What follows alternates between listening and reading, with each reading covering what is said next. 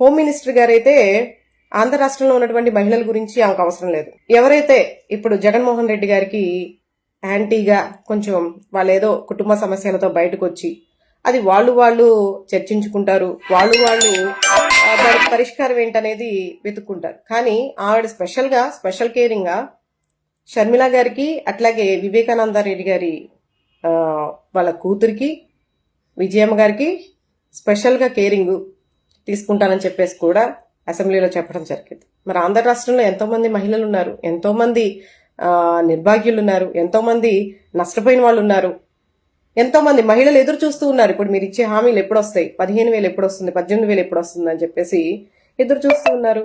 అట్లాగే మహిళలపైన దాడులు జరిగిన మహిళలు చాలా మంది ఉన్నారు. వాళ్ళందరికీ న్యాయం చేయాల్సిన అవసరం బాధ్యత ఎంతైనా మీకుంది. కానీ అవన్నీ పట్టవన్నమాట. కేవలం జగన్మోహన్ రెడ్డి గారికి సంబంధించింది అది ఏదైనా సరే చివరికి వాళ్ళ కుటుంబంలో కూడా ఇన్వాల్వ్ అయిపోయి వాళ్ళకి రక్షణ భద్రత కల్పిస్తారట. చూడ్డానికి వినడానికి ఏమన్నా బాగుందా అండి? అది చేయవలసిన బాధ్యత ఒకటి, చెప్పే మాటలు ఇంకోటి.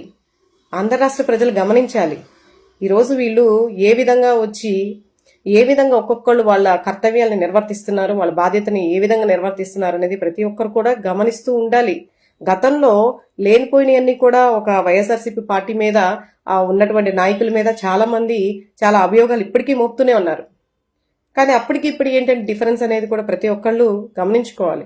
ఈరోజు రోడ్లు వేస్తున్నామని చెప్పేసి రోడ్ల మీద ఉన్నటువంటి గుంటలు ప్యాచ్లు వేసేసి పైపైన మెరుగులు చూపిస్తూ ఉన్నారు. మద్యపాన నిషేధం చేయాలి, అది ప్రజలకి ఎంతో అంటే మహిళలకి న్యాయం చేస్తామన్నోళ్ళు మహిళలకి అన్యాయం జరిగేలాగా మద్యపానం నిషేధం చేయవలసింది పోయి దాన్ని ఎంకరేజ్ చేస్తా వీధికి బెల్ట్ షాపులు, మద్యం షాపులు విపరీతంగా వాళ్ళకి పూర్తిగా లైసెన్స్ ఇచ్చేసి పూర్తిగా విచ్చలవిడితనంగా వాళ్ళకి పర్మిషన్స్ ఇచ్చేస్తే ఈరోజు ఎంత దారుణంగా రోడ్ల మీదకి వచ్చేసి కొట్టుకోవడాలు, ఆడవాళ్ళ మీదకి దాడులు చేయడం కానీ, ఆడవాళ్ళపైన అఘాయిత్యాలు చేయడానికి కానీ ఎంత దారుణమైన పరిస్థితి. ఈరోజు రోడ్ల మీద తాగి దొలుతూ ఉన్నారు.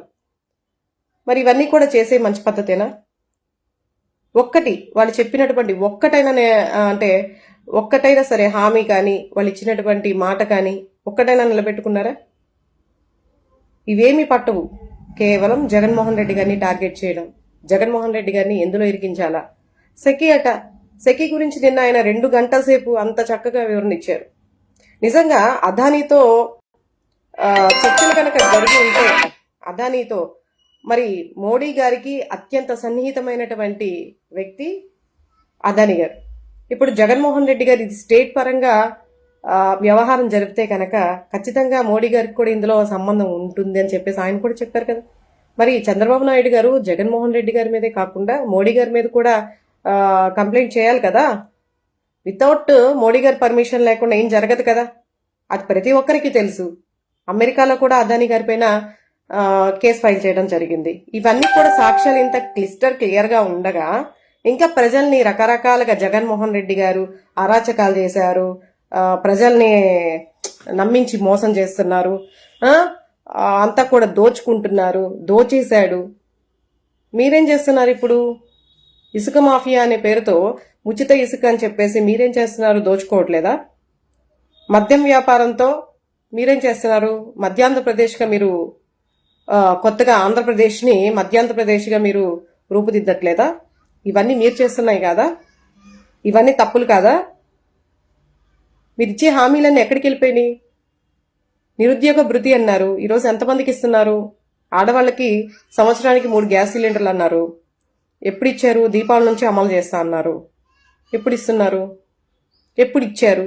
చాలా ఆశ్చర్యంగా ఉంది. వాళ్ళు ఆశ్చర్యపోవడం కాదు, చాలా ఆశ్చర్యంగా ఉంది. మీడియా అంతా కూడా ఈరోజు ఆయన అంటున్నారు, నిమ్మల రామానాయుడు గారు ఏమంటున్నారంటే ఒక అబద్ధాన్ని 100 సార్లు మాట్లాడడం వల్ల, విష ప్రచారం చేయడం వల్ల అబద్ధం నిజమైపోతుంది అని జగన్మోహన్ రెడ్డి గారు చేస్తున్నారని చెప్పేసి అంటున్నారు.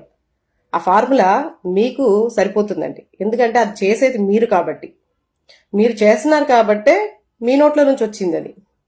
ఒక అబద్ధాన్ని 100 సార్లు ప్రజల్లోకి తీసుకెళ్లి మీడియా ద్వారా విష ప్రచారం చేసి ఇప్పటిదాకా మీరు చేస్తున్నది అదే కదా, ఇప్పటిదాకా మీరు చేస్తున్నది అదే. ప్రజల్లోకి విష ప్రచారాన్ని తీసుకుని వెళ్ళి ఒక అబద్ధాన్ని 100 సార్లు పదే మీడియాను అడ్డం పెట్టుకుని మరీ దారుణంగా పచ్చి అబద్ధాలను పొద్దున్న లెగిస్తే పచ్చి అబద్ధాలను పత్రికా విలేకరులు కానీ మీకు సపోర్టెడ్ మీడియా కానీ మీరందరూ చేసేది కూడా ఇదే కదా.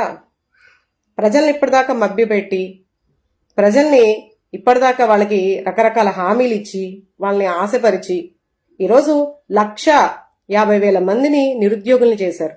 వాలంటరీ వ్యవస్థను పూర్తిగా నిర్వీర్యం చేశారు. మీరు ఎన్నికలకు ముందు చెప్పిన మాటలేంటి, ఇప్పుడేం చేస్తున్నారు? ఇవన్నీ కరెక్టేనా?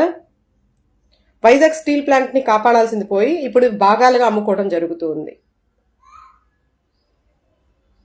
గతంలో సంక్షేమ పథకాలు ఇస్తున్నటువంటి జగన్మోహన్ రెడ్డి గారిని చూసి ఇది శ్రీలంకను మరొక శ్రీలంక మారుస్తున్నారని చెప్పేసి మాట్లాడారు. మరి అంతకు మించి హామీలనిచ్చి 5,000 ఉన్నటువంటి వాలంటరీ జీతాన్ని మళ్ళీ 10,000కి రెట్టింపిస్తామని చెప్పి పెన్షన్లు కానీ, నిరుద్యోగ భృతి కానీ, తల్లికి వందనం అని కానీ ఇవన్నీ కూడా రెట్టింపిస్తానని చెప్పినప్పుడు మరి ఏదైతే తప్పు అని మీరు వేలెత్తి చూపించారో మరో శ్రీలంక అని చెప్పి మరి మీరు ఏ ఉద్దేశంతో ఇవన్నీ కూడా హామీలు ఇవ్వడం జరిగింది? సంక్షేమాలు ఇవ్వడమే తప్పని చెప్పారు కదా.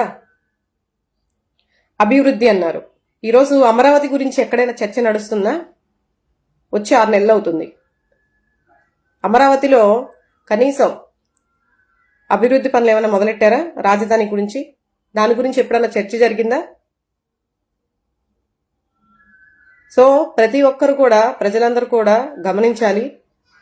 ఈరోజు ఒక్క విషయం, అన్నా క్యాంటీన్ అని చెప్పేసి అన్నా క్యాంటీన్ ని ఇంప్లిమెంట్ చేశారు. పెన్షన్ వచ్చేసి 4,000 ఖచ్చితంగా 1వ తారీఖు ఇస్తున్నారని చెప్పారు. అన్నా క్యాంటీన్లు అన్ని కూడా వర్కింగ్ లో ఉన్నాయో లేదో ఒకసారి గమనించండి. ఇంకొకటి, అన్నా క్యాంటీన్ వల్ల అంటే ఎప్పుడు కూడా భిక్షగాడు పేదవాడు ఎప్పుడు పేదవాళ్లాగే ఉండాలి. అంటే వాడికి ఒక నీడ, వాడు ఉండటానికి ఒక నీడని కానీ, వాడు బతకటానికి ఒక పథకాలు కానీ, అంటే పెన్షన్ కానీ ఇచ్చే వాళ్ళందరూ కూడా కరెక్ట్ అయిన వ్యక్తులు కాదు, వాళ్ళు తప్పు చేసినట్టు. అంటే మీ ఉద్దేశంలో ఎప్పుడు పేదవాడు పేదవాడుగానే ఉండాలి తప్ప వాడికంటూ ఒక ఇల్లు, వాడికంటూ ఒక ఆదాయం అనేది ఉండకూడదు, ఒక ఆరోగ్యం అనేది. కానీ జగన్మోహన్ రెడ్డి గారు అలా ఆలోచించలా. మీరు అప్పటికీ కూడా, అప్పుడు ఎలా ఉన్నారో ఇప్పుడు కూడా అదే ఫాలో చేస్తున్నారు, అన్నా క్యాంటీన్ అని చెప్పేసి. అంటే భిక్షగాడు ఎప్పుడు భిక్షగాడులానే ఉండాలి, ఎప్పుడు అడుక్కు తినేవాళ్ళలాగా ఉండాలని మీ పాలసీ. కానీ జగన్మోహన్ రెడ్డి గారు అది కాదు ఆలోచించింది.